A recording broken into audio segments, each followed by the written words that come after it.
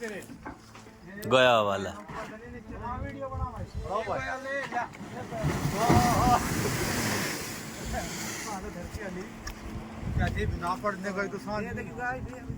मथुरा में हुई 1 घंटे की बारिश ने शहर की व्यवस्था को प्रभावित किया। बीएसए रोड पर जलभराव से श्रद्धालुओं और राहगीरों को परेशानी का सामना करना पड़ा।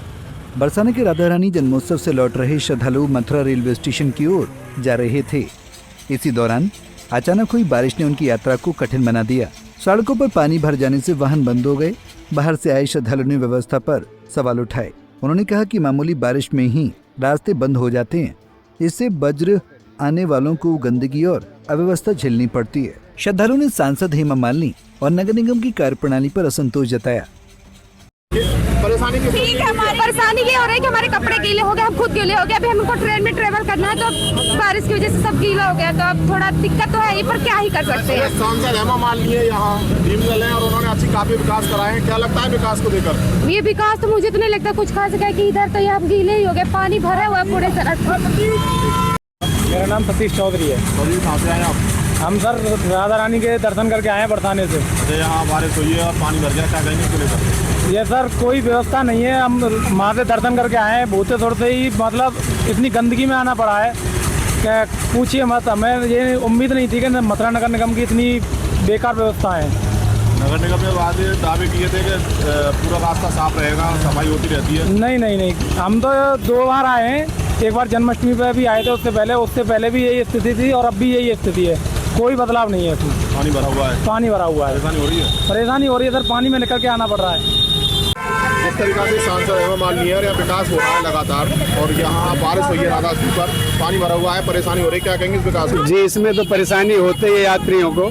अब हम तो यही बोल रहे हैं कि और विकास हो। हेमा मालिनी से उम्मीद है हमें इस तरीके का विकास हो। नहीं, ऐसा विकास नहीं। यात्रियों को अभी सुविधा हो रही है, यात्री डूब के आ रहे हैं, गाड़ियाँ बह रही हैं, परेशानी हो रही है। जी हाँ, परेशानी हो रही है। वहीं बागपत में यमुना की बाढ़ ने तबाही मचा दी है। शबगा गांव में यमुना नदी का जलस्तर बढ़ने से किनारों का कटान तेज हो गया है। यमुना खातर में किनारों की कटान से एक नलकूप की बिल्डिंग नदी में समा गई। स्थानीय लोगों ने इस घटना का वीडियो बनाकर सोशल मीडिया पर साझा किया, जिसमें साफ दिख रहा है कि कैसे देखते ही देखते नलकूप की बिल्डिंग तेज बहाव में समा गई। बढ़ते जलस्तर ने ग्रामीणों की मुसीबतें बढ़ा दी हैं। सबसे ज्यादा परेशानी किसानों को हो रही है, जिनकी फसलें पूरी तरह जलमग्न हो चुकी हैं। खेतों में खड़ी फसल बह गई और अब किसान अपने भविष्य को लेकर बेहद चिंतित हैं। धर्मेंद्र पवार साहब, यमुना हमने आपके गांव में खासी तबाही फैलाई है, इसके बारे में? दरअसल यह 3-4 साल से लगातार इस साइड को जमुना आ रही। इसका मेन कारण है हरियाणा वालों ने अपनी तरफ 5 होकर लगा रखी बेगा गाँव में। उत्तर प्रदेश सरकार प्रशासन यहाँ का बिल्कुल गहरी निद्रा में सोया गया। बार बार कहने के बावजूद भी इस तरफ कोई ध्यान नहीं दिया गया। उसका ये आज कारण है, नतीजा है, अब सबका गाँव की लगभग 6-7 हज़ार बीघा जमीन समा गई यमुना मार्ग में। इसके अलावा क्या नुकसान विद्युत पोल का बताया जा रहा है? हाँ जी, विद्युत तो कम से कम 20-25 ट्यूबवेल अपनी जो निजी नलकूप थे वे चले गए, और जो सरकार ने नलकूप लगवाया था सबका गाँव में, उसकी पाइपलाइन भी सब चली गई और उसके ट्रांसफार्मर वगैरह जो भी कोठा बोरिंग सब खत्म हो। प्रशासनिक अधिकारी पहुंचा? प्रशासनिक अधिकारी यहाँ पे कोई नहीं आया। एक दिन सांगवान जी आए थे, जो सांसद है यहाँ। तो क्या मांग करते हो आप?